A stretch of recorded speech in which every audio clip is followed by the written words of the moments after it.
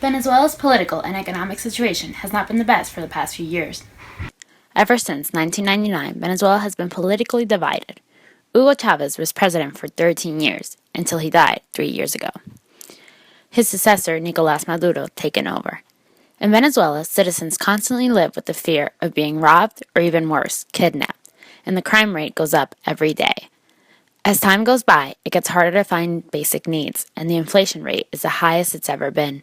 How do you feel about the current situation there? Terrible. Yeah. Terrible because it's just the people are suffering very, very much because of the incredibly high inflation. The costs of everything is just shoots up and up and up. In addition to the fact that the country has this terrible political instability, there's no investment, there's no economic growth, so there are no prospects for things to get better. And then there's also all this problem of tremendous violence. You know that just yesterday, Venezuela came out as the most violent country in the world in terms of the number of homicides per every 1,000 people. That's how they measure it. Yeah. I mean, these people have to go. They have to go. They have been a disaster, and they just have not shown that they're capable of governing a country and taking the right policies and leading it properly.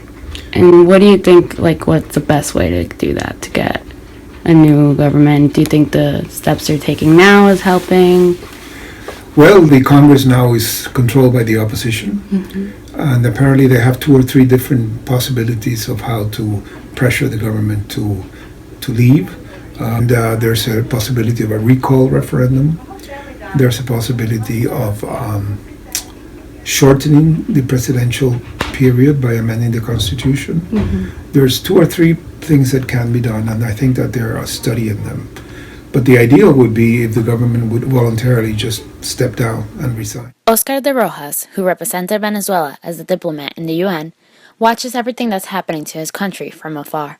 But this is the daily life of Kelly Spina, an American who moved to Venezuela 27 years ago when she married her husband. She doesn't get to watch from afar like a lot of Venezuelans who choose to leave their country.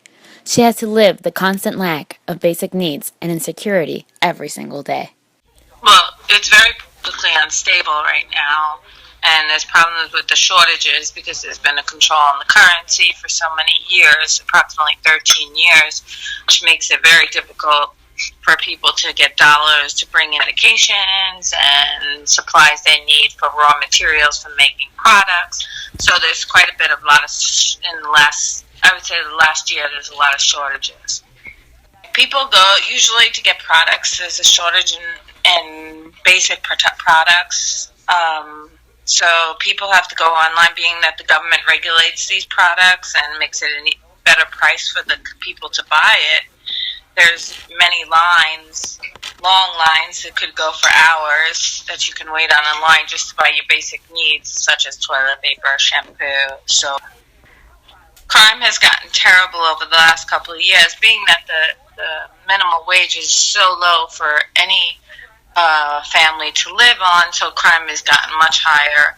And usually at night, the streets are basically, most people try not to go out. I mean, you could still go out and, continue your daily life, but it is very dangerous sometimes at night.